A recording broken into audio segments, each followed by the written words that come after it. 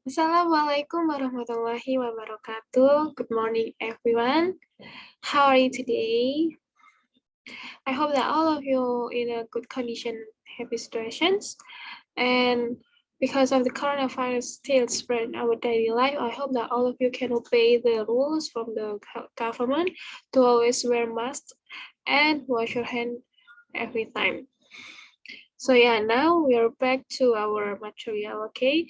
Because in this opportunity, I will teach you or I will deliver the material in the chapter 7 with the title My Uncle is a Zookeeper. Nah, pada kesempatan hari ini saya akan menjelaskan tentang materi yang ada pada chapter 7.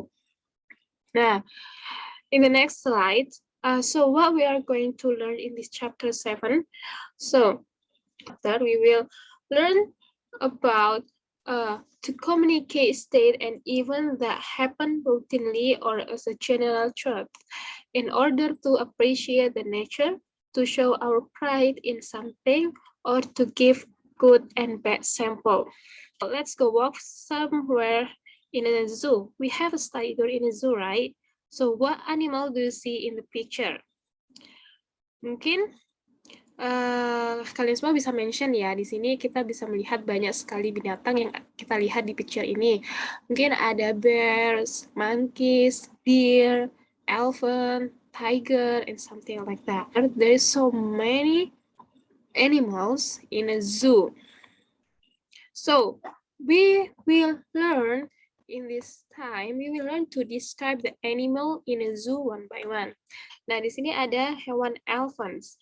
Elephants are the heaviest land animals, yang artinya gajah adalah binatang darat yang terberat. Terus, they are also intelligent and have a good memories. Mereka juga sangat pintar dan juga punya daya ingat yang sangat bagus. Most of them live in Africa and Asia. Jadi kebanyakan dari mereka ini gajahnya ya, hidup di Afrika dan di Asia, such as in Lampung, Indonesia, seperti di Lampung, Indonesia. They use their long trunk almost like an arm. Jadi mereka tuh menggunakan belalainya yang panjang hampir seperti lengan to put food and water in their mouths, untuk meletakkan makanan dan minuman ke mulut mereka. Jadi mereka makan dan minum menggunakan belalainya yang panjang. Nah, they eat grass and plant. Mereka makan rumput dan tumbuh-tumbuhan. Nah, ini tuh descriptive text of elephant, seperti yang di buku kalian ini. Nah, di slide selanjutnya, dari tigers. Nah, di sini ada bears atau apa namanya, beruang ya. Nah, di slide selanjutnya, this is the last animals that in a book yang ada di buku. Hewan dari kebun binatang yang ada di buku ada monkey. Nah, after we read the description of the animals in a zoo, next I will explain about the simple present tense which we will connect with the reading text about the animals studies. Jadi in the next slide kita akan belajar tentang simple present tense. Di simple present tense sendiri, di sini saya akan menjelaskan apa itu simple present tense. Ya. Jadi, I will explain about the meaning of simple present tense itself. Jadi, simple itu artinya sederhana. Present itu saat ini. Jadi, simple present tense adalah kalimat sederhana yang digunakan untuk menyatakan kejadian saat ini, seperti kegiatan sehari-hari atau kebenaran umum. Ini tuh segala sesuatu yang terjadi pada kegiatan sehari-hari dan terjadi pada saat itu juga. Nah, jadi di simple present tense ini itu divided into two type. There is a verbal and nominal. Ini simple present tense ini ada dua type-nya. Ada verbal dan nominal. Nah, kalau verbal itu simple present tense yang menggunakan kata kerja. Nah, sedangkan simple present tense nominal itu menggunakan kata sifat, adjective, kata benda noun, dan kata keterangan adverb. Ini perbedaan dari dua type of simple present tense. Untuk di next slide-nya, this is the formula of simple present tense. Jadi, this is formula of simple present tense yang verbal ya, yang verbal, dan ini saya mengambil yang positif, yang pertama. Nah, formulanya atau rumusnya itu subject plus verb 1 plus S or ES plus object. Nah, jadi di sini perhatikan dulu ya untuk apa namanya rumusnya. Nah, di sini kenapa kok ada S or IS-nya, Bu, gitu, di apa namanya, di rumusnya. Jadi di sini kita akan, kalau kita menggunakan formula of simple present tense di verbal, itu yang di positif, ya, kita harus melihat subjeknya terlebih dahulu. Ketika subjeknya berupa I, you, they, we, itu untuk verb one-nya tidak usah ditambahkan apa-apa atau nggak usah ditambahkan oleh S or IS. Nah, kalau subjeknya itu she, he, dan it, di verb one-nya, kalian harus menambahkan S dan IS, setelah itu baru ditambah objek. Seperti itu. Nah, di sini saya mengambil example dari the descriptive text of the elephant tadi. Jadi ada most of them live in Africa and Asia. Jadi most of them itu S atau subject, live itu kata kerja atau verb one-nya, in Africa and Asia itu objeknya. Dan yang kedua, dari descriptive text-nya tigers, itu they live in the grassland and forest. Jadi they tadi yang tanpa IS, live-nya kan verb one-nya jadi tanpa IS, in the grassland and forest bla bla bla itu objek. In the next slide. Nah, ini kalian harus perhatikan lagi ya yang ini. Contohnya, ini tetap sama, tapi kita menggunakan contoh yang di descriptive text of bear. Nah, bears have thick fur coats to bla bla bla. Nah, di sini bears itu perhatikan bears-nya. Bears-nya itu kan ada S-nya. S-nya itu berarti itu banyak. Ya, jadi bears-nya itu bukan hanya satu, tapi ada banyak banget beruang.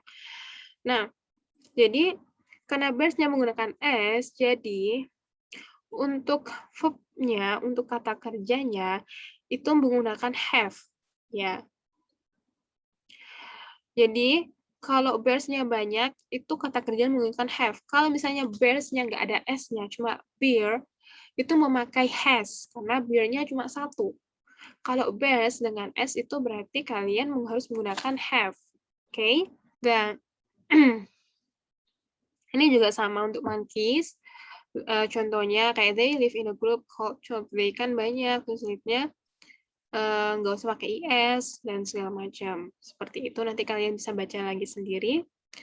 Nah, di sini ada the formula of simple present tense of verbal yang negatif. Kalian harus merhatikan yang negatif. Di sini rumusnya ada subject plus do or does plus not plus verb one plus object. Ya. Nah, yang untuk negatif di sini kalian tidak boleh menggunakan kedua-duanya yang do atau does. Jadi kalian harus menggunakan salah satunya, tetapi kita harus melihat subjeknya dulu seperti apa.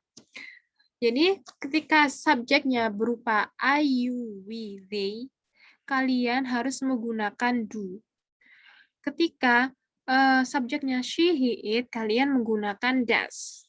Nah, ini contohnya. Jadi example-nya. Nomor 1, monkey does not eat meat. Lihat perbedaannya dengan yang kedua.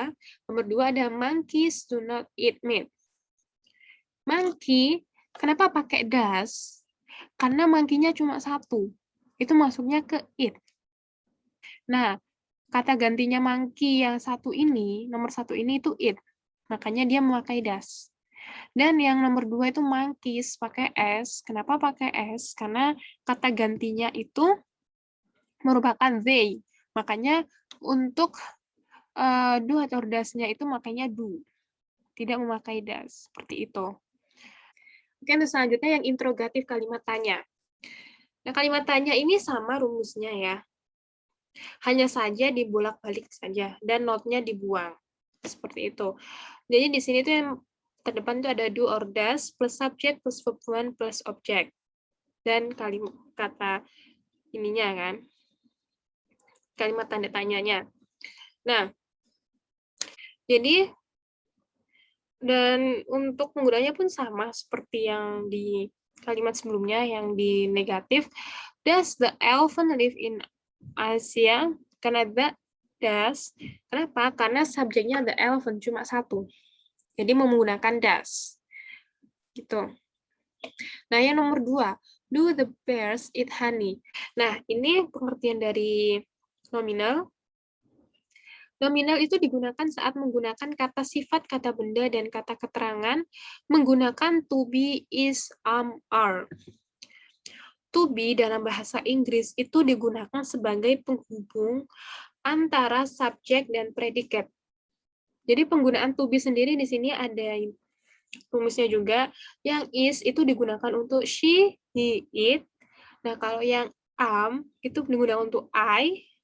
Kalau are digunakan you, we, they. Jadi this is the formula of simple present tense.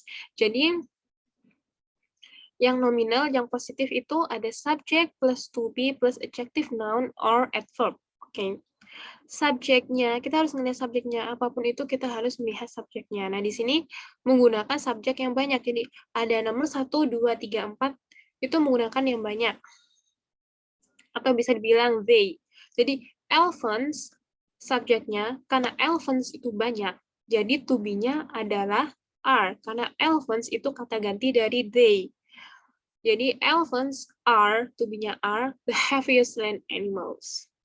Nah, ini yang untuk nominal negatif. Ini di sini sama kayak tadi, tapi ditambahin not. Ya, subject, to be, plus not, plus adjective, noun, or adverb. Nah, yang di sini ada nominal interrogatif. Interrogatif kan kalimat tanya kan. Nah, di sini dibalik semuanya dan dihilangkan not-nya. Jadi, to be plus subject plus adjective, noun, adverb, tanda tanya. Nah, di example-nya ada are bears powerful animals. Nah, kenapa pakai are? Karena subjeknya bears, pakai s. Jadi, are bears powerful animals? Nah, kita ada di penghujung ya, di penghujung penjelasan saya hari ini. Mudah-mudahan kalian paham ya tentang materi hari ini. Jadi kita hari ini kan mempelajari 2 hal. Oke. Yang pertama, describe the animal in a zoo, mendescribe animal, satu hewan yang ada di kebun binatang. Nah, di sini kita juga sedikit ya belajar tentang descriptive text tadi itu apa.